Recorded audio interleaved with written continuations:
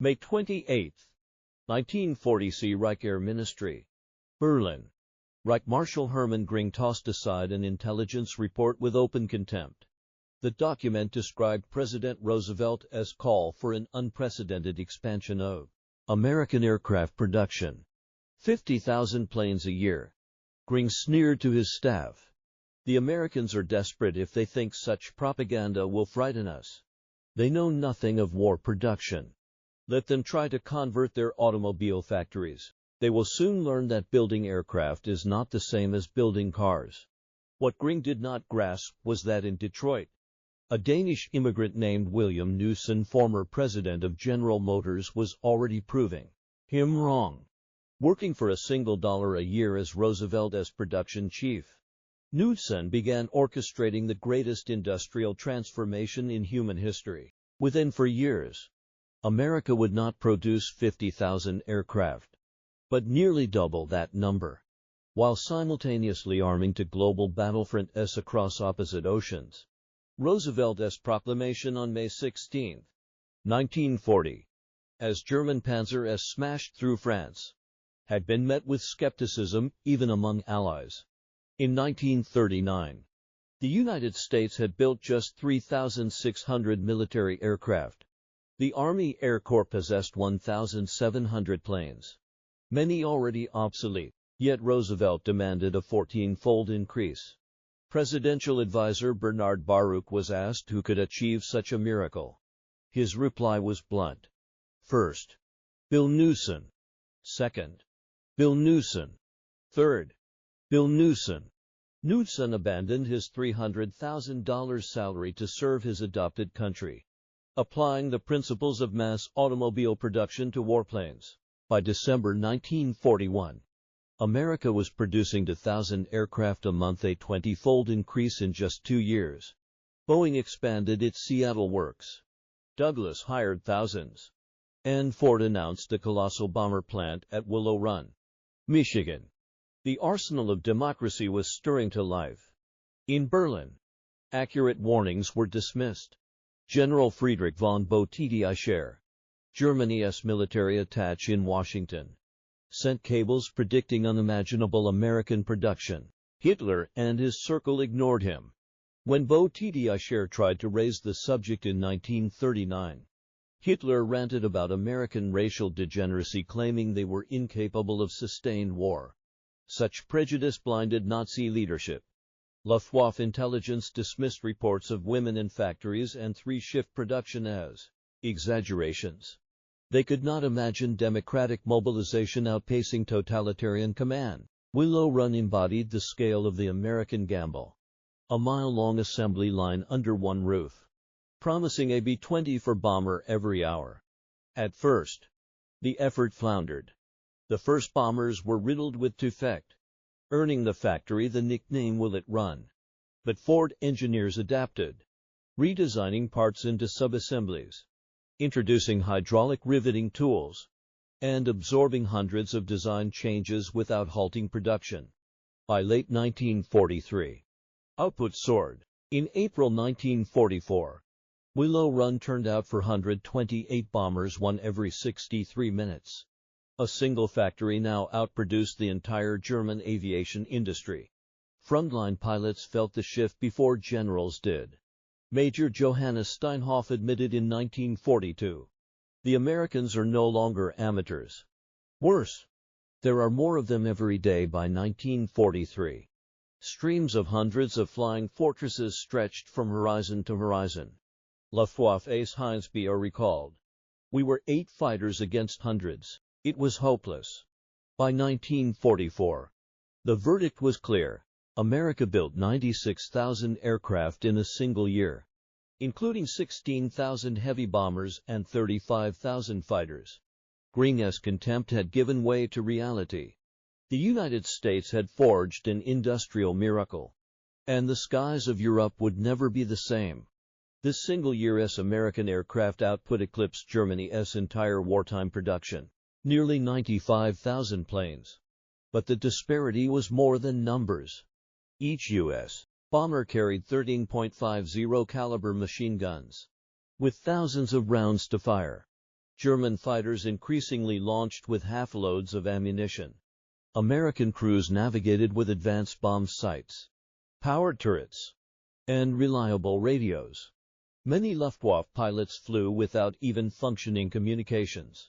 By May 1944, Boeing's Seattle plant was completing 16 B-17s daily, Douglas aircraft, which employed just 68 people in 1936.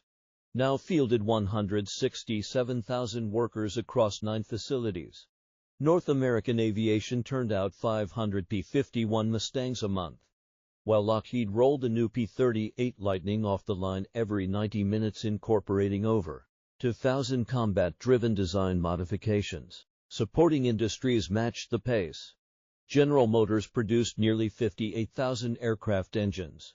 Packard built 55,000 Rolls-Royce Merlins.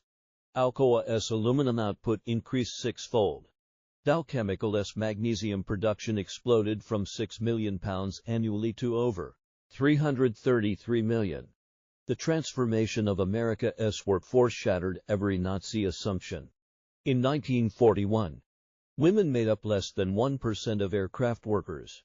By 1943, they were 65%, 310,000 in the industry. At Douglas Long Beach, more than half the workforce were women. Roswell Monroe. The original Rosie the Riveter drove 3,000 rivets a shift with near-perfect accuracy. At Douglas, female inspectors cut defect rates from 3.2% to 0.3%. Ford redesigned tools for smaller hands, only to discover efficiency improved for everyone. German intelligence dismissed this as desperation. In reality, precision soared. By contrast, Germany's response collapsed into fantasy. Göring authorized the JGER program in 1944, dispersing production into 7 to 9 underground sites powered by slave labor. At the Mid-El Work complex alone, 30,000 prisoners toiled in horrific conditions, 20,000 died.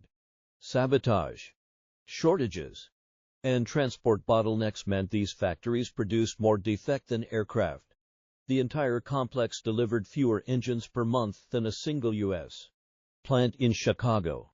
Meanwhile, American innovation surged ahead. Boeing pioneered modular construction of the B-29, the most advanced bomber of the war. Pressurized, long-ranged, and costing $65,000 each. It embodied technologies Germany had only in prototypes. By early 1945, U.S. factories rolled out 100 B-29s monthly. On June 6, 1944, the results became undeniable. D-Day was supported by 11,590 Allied aircraft against just 319 German sorties, a 36-to-1 advantage. This was not tactical imbalance, but industrial annihilation. In the months before the landings, Allied bombers dropped 145,000 tons on German industry, more than the Luftwaffe had dropped on Britain during the entire Blitz. By late 1944, American P-51 Mustangs roamed the skies from France to Poland. German pilots called them Indians because they seemed to swarm everywhere at once. Even Joseph Goebbels admitted privately, Göring's promises of Luftwaffe superiority are criminal delusions. We fight the world's greatest industrial power with rhetoric. Germany's last hope was the Me-160 jet fighter, faster than any Allied plane. But only 1,430 were ever built, with no more than 200 operational at once. Engines failed after 10 hours. Raw materials ran short, and sabotage crippled output. America, meanwhile, fielded thousands of conventional fighters while developing its own jet, the Lockheed P-80 Shooting Star. Before the war's end, quantity crushed quality. On May 8, 1945, Hermann Göring was captured by the U.S. 36th Infantry Division. Initially defiant, he insisted Germany had been defeated only by numbers. But during interrogations at Camp Ashcan, even Göring began to admit the truth. America's industrial might had decided the war. American industrial superiority I knew American potential was great, Göring admitted to U.S. Interrogator Major Kenneth Heckler. But the execution exceeded my worst fears.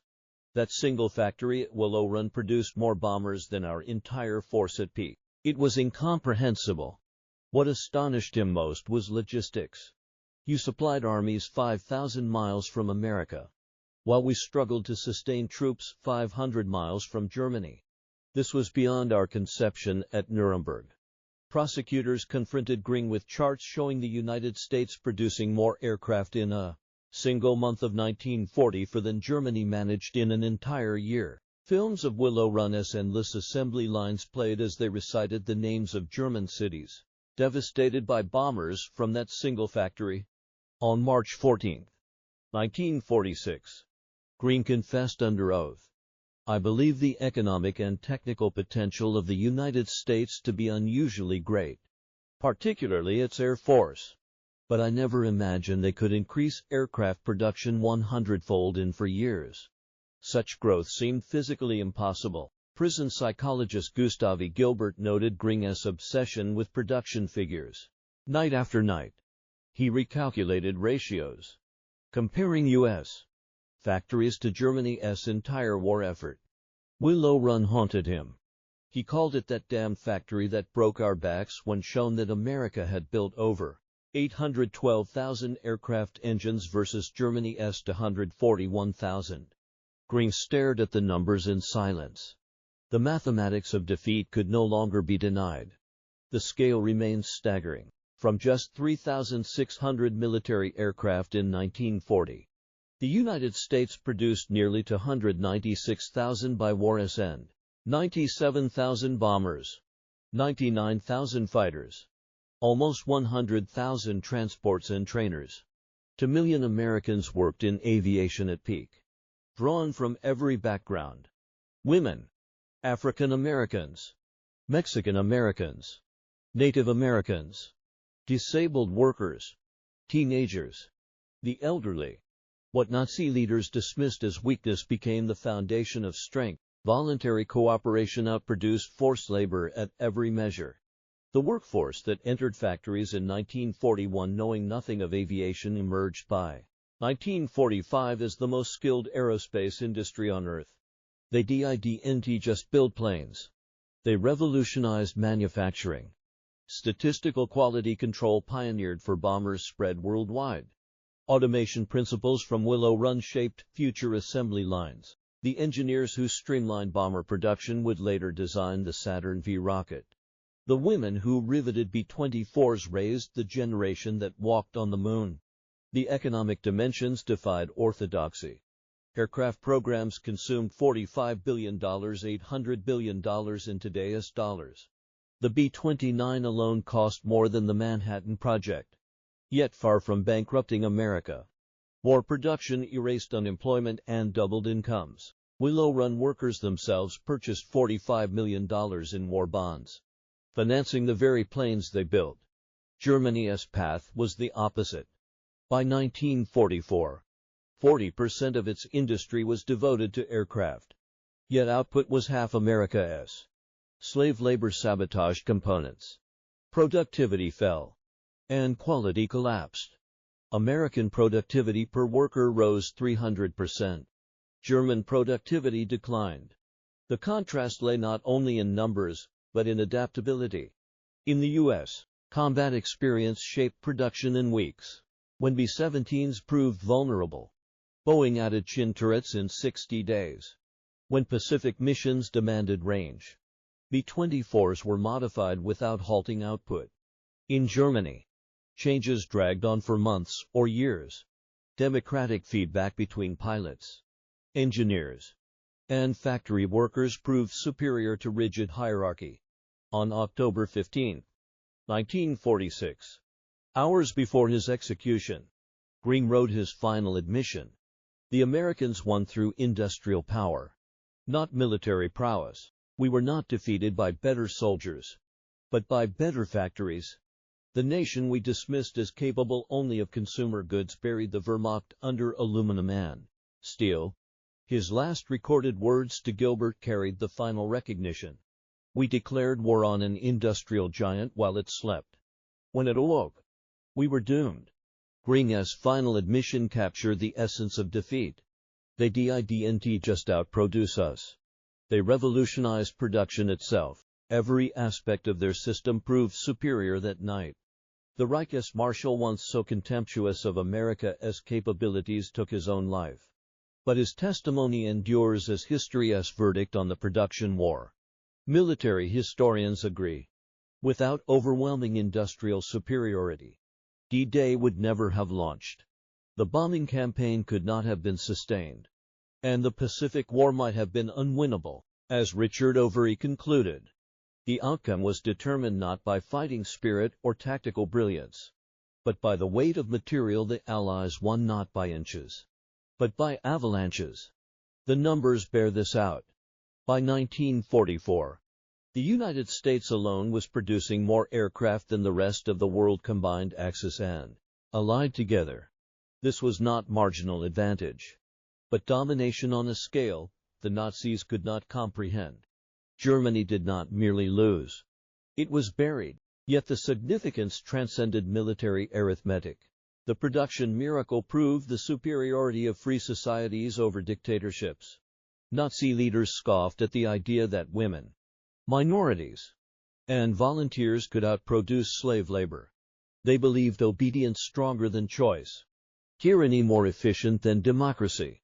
Willow Run and Seattle, Long Beach and Buffalo proved them wrong. 2 million Americans, united by common purpose rather than coercion, built nearly 300,000 aircraft, an achievement dictatorship could not match.